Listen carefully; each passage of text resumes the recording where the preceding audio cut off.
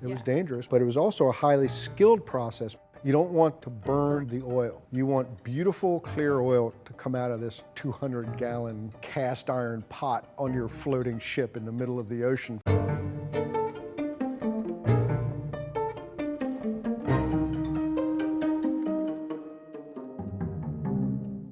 Welcome to SeaClass. My name is Krystal Rose. I'm the Curator of Collections here at Mystic Seaport Museum. And today I am back here with Mike Dyer, who is our Curator of Maritime History and specializes in all things whaling. And today we're actually going to be taking a look at some of the larger tools and implements that we have in the collection that are used in the processing of a whale, so the cutting in and trying out.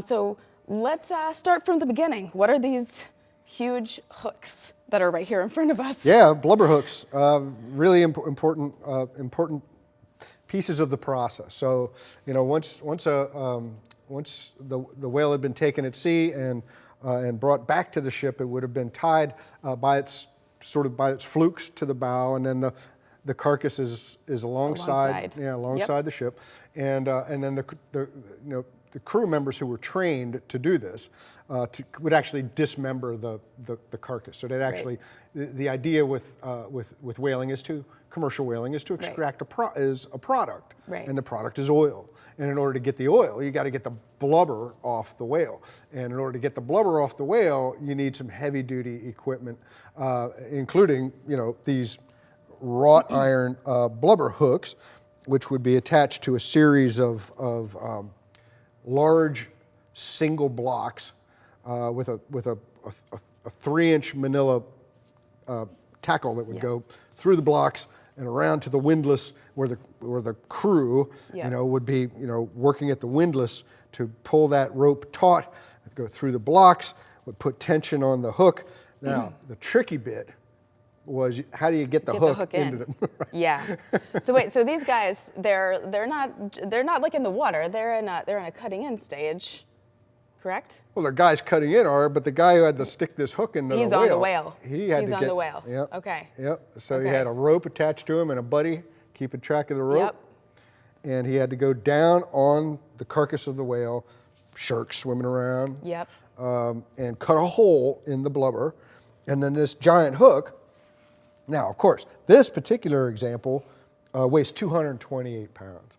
So this is a mammoth blubber hook. Can we back up? What would he have used to cut a hole in the whale? A spade like this one. A spade. He would have used a spade like this. Yeah. Okay. Well, somebody would have. Yeah. Okay. This is the spade. Yeah. So that's and you can see, how far. It's really long. Yeah. Stand that up, Krystal. Give the other way. Yeah. Give people an idea of, how far down the carcass was from the guys who were using it, are standing way up there. And so this sailor is down here, trying to maneuver this hook into a hole.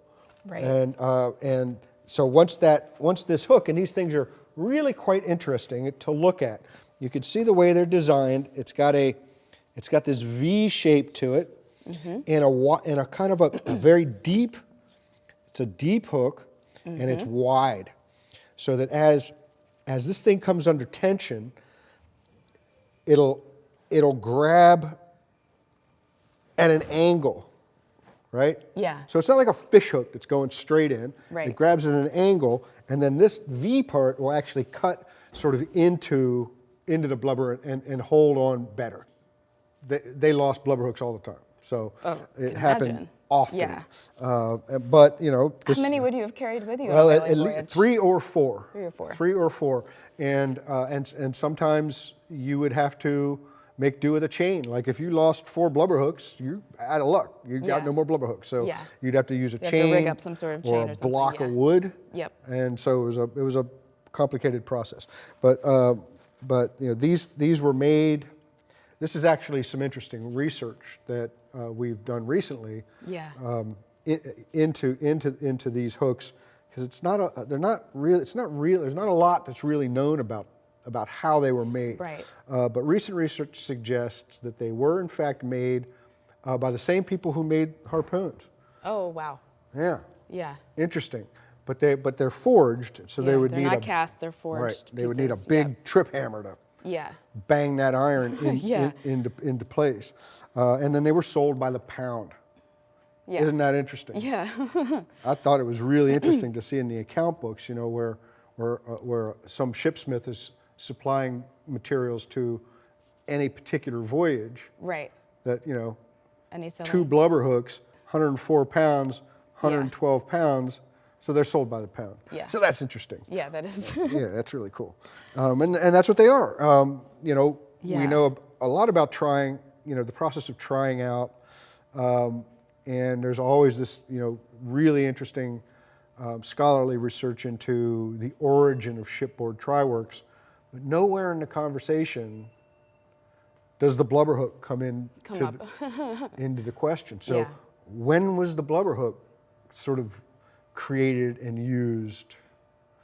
You know, we know about pots. Right. Yeah. Interesting. So okay. So you've got the hole, you've got the blubber hook in the hole now. So like what is the next step? So they start to hoist the blubber hook and the blubber up. That blanket piece. The blanket piece. Yeah. And so has the blanket piece already been cut? That's kind of the famous first piece, right? That's right. And has the blanket piece already been cut and now it's being hoisted up? Well, is that how? the hook's in the hole. Hook's in the hole, hook's in the right. hole. And now you've got your officers, your skilled whalemen. They have the spades. They've got, you know, multiple spades, like, and they would be chopping into the carcass at about a 4 foot wide piece of the hide of the animal, and you chop it in and put pressure on the rope and the hook, and that blubber would then peel off the musculature of the animal. Like an orange. That's peel right. of an orange. That's right. Yep. And because the flukes were tied with a loop around, you know, chain around the small, the carcass could rotate in the water. Yeah. It would roll. Yeah. That's right. And on a sperm whale, you want to cut the head off first. So you remove the head, Yep. which was another highly skilled process that Right. only certain people knew Are how there to do special that. tools just for the head also? Well, they were heavier spades. So they Heavier were spades. cutting spades like this, except they were called, there's bone spades and bone spades. There's bone spades for skeletal bone, but then there are bone spades for baleen too, and they're different. Yeah. But the bone spades for skeletal bone are very heavy things, Yeah. and they chopped through the bone. So you had to actually sever those vertebrae and remove the head. So once the head was removed, it could be tied up and just left to float. Yep. And then you peel in the rest of the carcass, you know, Right. using these cutting spades. Right. Yeah, yeah. Very good. And then that blubber, then that blanket piece, of course, would be Yeah. hauled up, Yeah. as high as it could go, Yeah. Hanging up over the deck. just hanging there. Yeah. And then you'd have to cut it. Right. Okay. So now we get into some of the cutting in tools. Let's come over here and take a look. What would you start out with? Well, you've got to Is this cut the piece. Okay. You got to cut the blanket piece, and so to do that, Here, if you'll Yep, take that, I'll sure. take the sheath off. You use a boarding knife. Yep. Looks kind of like a sword. Yeah. I mean, and you can feel Yeah. It's. this thing Very- hasn't been used for Yeah. 150 years, Yeah. and it's still sharp. Wow. And you know, I love talking about boarding knives because of this knot. Because you wouldn't want your hand to slip, right? That's right, and it Yeah. would, because oil is This would slippery. probably slice your fingers. All you're doing Yeah. is handling a big 2-ton piece of oil, and so your hand, you don't want your hand sliding down over that blade, because Right. you'd lose your fingers. I mean, these Right. things are razor sharp, and so you'd have to cut through that blanket piece, you know, and so, you know, like so, and then. All right. Yep. Let's get this back. And then lower that piece below decks. So like on Okay. the Morgan, you know, we have that, Right. there's that hatch. Yep. You know, and then you lower the blanket piece Okay. below decks where there's crew members down there with short little spades chopping it up, chopping the blubber up into manageable chunks, Okay. which you then pass up and Is that a good time to talk about yeah, this? talk about mincing. Yeah. Yeah. Yeah. So this is the knife, but don't we have some blubber? Yeah, I actually pulled some blubber out of the collection. Here we go. Wow, look at that. Yeah.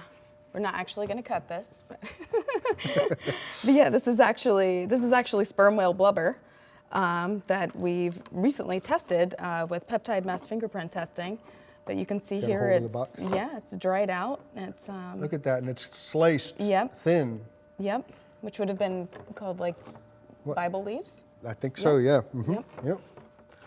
And this knife, like this is the knife that's used to cut these slices in Right. the blubber. But look how narrow the blade is. This thing's Yeah. been sharpened so many times. Yeah. It would originally have been like that long. Yeah. And it was just sharpened and sharpened and sharpened and constantly used. And you know, Is this a one-person job or is this a two-person job, the Mike? mincing is one person with the knife. Right, and then and another then- person is going to be Yeah. pulling the blubber through. That's right, holding Yeah. onto that blubber with Yeah. just a hook. And what are you cutting on at this time? A piece of wood. Yeah, piece of wood. Okay. Yep. A piece of wood suspended over a cask. So you'd have half a cask with a board across it, one guy with a hook holding onto the blubber, one guy with the mincing knife, Yep. slicing the Bible leaves, right? And so you've got this chunk of blubber, and you want to release the oil. Yeah. So that's why you have to cut it thin like that. Right. Right. Because then once you pitch it into the pot, Okay, so is that the next step, right? yeah, that's the next step. We're not really going to do it, but I'm gonna move this carefully to Yeah. the side. So we've pitched the blubber into the pot. So yeah, you fill this 200-gallon Yeah, this is big. cast iron tri-pot. There would have been a pair of these. This is really cool. You know, you can see it's got this seam that sort of runs around it, so you can actually see that this thing was cast, not like those blubber hooks, which were you know. Who would have made them? Oh, these were made at foundries, you know, the New Bedford Iron Foundry. There was a really famous foundry in Liverpool. Yep. That was run by Quakers, the Colebrookdale in Liverpool. It was run by Quakers, and many American Quakers did business with these British Quakers and bought tripods from them. Yeah. You know, being vertically integrated the way the business was, Yeah. many merchants owned their own foundry. They made their own tripods. Yeah. Wow. And so these, there would be a pair of these built into a brick furnace on the deck of the Yeah, ship. and you can actually see that here on the Charles W. Morgan. Visitors can actually come Yeah. and see what that looks like. Yeah. Yeah.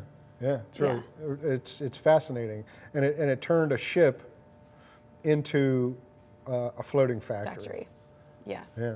So, okay, so we're like boiling blubber in here. Yeah. What next? What do we? Well, for one thing, you've got to fill this You gotta thing fill up. it up. Fill it up, and cook it, right? And How long does that it take? took hours and hours. Yeah, it took hours, and you got to boil those pieces. you know, Bible leaves of blubber. So until everybody's doing something, right? There's people yeah. cutting. There's people tending the try works. guys below There's deck. guys below deck. Yeah. And the guy tending the tripods was often an officer and a highly experienced whaleman. What if it's raining? Does that impact the oil? Like, Yeah, does it it's not. Yeah, you think don't. about oil and water. No, it's not good. These things can boil over. Yeah. So sometimes Tri-Works would have a kind of an awning over them to keep the weather off the pot. Yeah. Okay. And so, you know, getting the blubber in, you know, a blubber hook like this could be used to pitch the Bible The books, leaves, yeah. Pitch them out of the tub that was on the deck. So you take your blubber hook here, and you can see how the way that thing's made. Yeah. And this is a fork. This is That's a blubber hook, fork. blubber fork. And it's heavy duty. Yep. Obviously, nothing about whaling is ever light duty. Right. Like, there is no Right. light duty equipment, and this Yeah. thing is the same. So, you know, you'd pitch that. You'd want to get down into that tub, stick your piece of blubber, and Check it in. chuck it in. That's exactly right. Mike, I've got another question for you Oh, while yeah. we're here on Yep. the tripods. Yep. So, while this is all happening, are we still actively whaling? Are there still people out in whale boats, possibly? Like, what could be going on? While you're cutting in, the vessel would be called what's hove to, right? So you want to keep your ship steady. So if there's a wind blowing, you want a set of your sails to be filled, and then another set to face the wind, so that the vessel sits still. Just being still. It just sits still and it moves on the ocean. And there's plenty of times where you see in logbooks and journals, too rough to cut. Yeah. Too rough to cut. Yep. So, this is not. So what do? Do you just leave the whale alongside? Sometimes it's a very wasteful process. Sometimes you go to all the trouble to capture that animal, bring it back to the ship, and then you have to cut it loose and let it go. Yeah. Because it would, actually processing it would endanger the whole enterprise. So we've got our full our tripod boiling oil in here.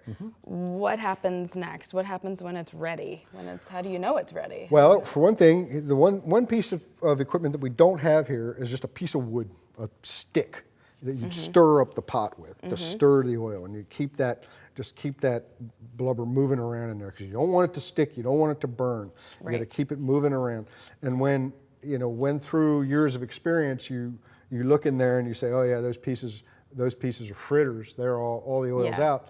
Then you take your. So the fritters are like the little pieces that are on top, and they're just kind of that's the blubber with no oil in it. Yeah. Then you strain and it then out. You use this. Yep. Yep. Which is it's quite heavy. It is a really heavy thing, and if you can see again, the handle. These tools. The tools themselves give you some clues about what it was like to use them. Right. You'd lean this thing, you dip it in there and lean it back and tip the. Which it would have sat on the edge of this, right? Yeah. Tip I'm those not gonna try it, but bits of burnt or cooked blubber. Back out. Into and they a go tub. into a different tub. Yep. Yeah, into another tub, and then they'd be thrown into the try-works. Yeah. And that leftover bit would go continue to cook. Continue to cook, exactly so. Yeah, interesting. Yeah. Okay. This is a great tool, though. I mean, I love this one. All right, yeah, what have we got there? What do you think about that, Krystal? That is quite lovely, and it's oily. Yeah. Yeah. I mean, this again, this is just a strip of iron. But again, right, probably protective. Yeah. A strip of iron tacked to the handle, right? So you could lever it, against the flaming hot edge of that iron pot. Wow. So this goes in. This is what you're. Dip the oil. This is what you're using to dip the oil. Mm-hmm. And look how heavy duty this is. Yeah. It's. This can, very often they were made of copper. I think this one is made of ferrous metal. But look at that, you can see the yoke on here, how that thing is riveted in. This is all heavy duty equipment. Yeah. It's really cool. And so then you ladle that hot oil into a copper cooler. Okay. So there'd be a copper cooler sitting alongside the try-works. Yeah. Yep. All right, so then we've cooled the oil. What happens after that? A couple of things. Those copper coolers, they're really interesting designs because if you look at a whale cooler, the spigot is halfway up. So the thing stands about, 4.5 feet high, and the spigot is about 3 feet high. So all that hot oil would go into, you'd put water in your copper cooler. Yeah. Right up to below the spigot. And then you just dump the oil into the water. And that helps, and it's copper, so it helps cool it down. And then you can turn that spigot and run that oil either into a hose of some kind, which is another very interesting research question I had to tackle once. What were these hoses made of, and when did they start making hoses, and blah blah blah. It was like a big thing. Yeah. And so those hoses could run to casks like these. Okay. Like below behind decks. us. Okay. And they'd run that oil, and that's if it's sufficiently cooled. Or you could run it into casks on deck if it's not sufficiently cooled, at which point your cooper then has to deal with those casks. So the cooper is making casks right there. Yep. Making them and making sure that they're tight and making sure that they don't leak. And, and hot oil going into sort of generally room temperature wood, when that cools, it's going to cause the wood to move and the oil to leak. Yeah. So, you know, it's all process. It's all just like when we were talking about back in the navigation section, you know, it's all a process. Right, exactly. Yeah. Wow, Yep. very cool. Excellent. Well, it's been awesome talking about all of these very large things. Sharp tools, and actually some, you know, again, many of these you can go see and learn all about this on the Charles W. Morgan. So, so really fun for visitors to the museum to do. So Mike, before we end our conversation here, I'm wondering, so how many barrels of oil would a ship like the Morgan have had on board? At the end. Yeah, I mean, you know, it depends on if it's a good voyage, a bad voyage, or a great voyage, you know. And if it, you know, if it was a really great right whaling voyage, you know, it might have 2,500 barrels of oil and 15,000 pounds of bone on board, you know, whale bone.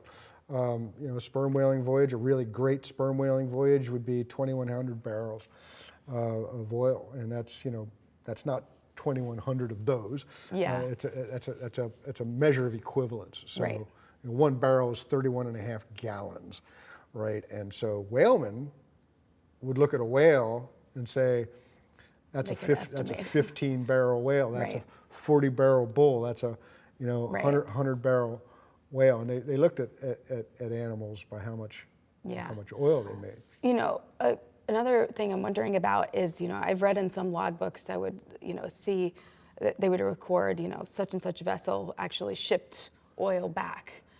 Was that common? And how did that? All the time. So you could stop in port and send oil back, and then you could keep whaling. I would imagine vessels like the Nile probably did that, right? 'Cause at one point, the Nile is out. 11 the Nile years. The Nile is out for 10 or 11 years. Yeah. No, but I mean, it was common, you know, Krystal, you know, on the outward passage, if you were fortunate enough to take some blackfish or take a sperm whale or two, and you put it in at the Azores, it was common practice to send that oil home. And you know, the Azores, Cape Verde was common. Talcahuano was common. Hawaii was absolutely. The Bay of Islands in New Zealand. You know, these places, they were all the time. They transshipped oil all the time, and that was a little tricky, because owners wanted that oil shipped home on a whaler, because a whaler knew how to take care of a cargo of oil, and a merchant ship didn't. And a merchant ship would charge for it, whereas if you're the Sunbeam and the Charles W. Morgan sailing under J&W Wings house flag, and the Morgan's outward bound, and the Sunbeam is homeward bound, and the Morgan sends some oil home at Port Praya on the Sunbeam, then you don't have to worry about paying for it. Like it's already taken care of, and it's already going back to the same. So so that was an important part of the equation as well. Interesting. Very good. Mike, thanks so much for talking with us about all of these interesting tools that were used for cutting in and trying out. And thank you for joining us today for SeaClass.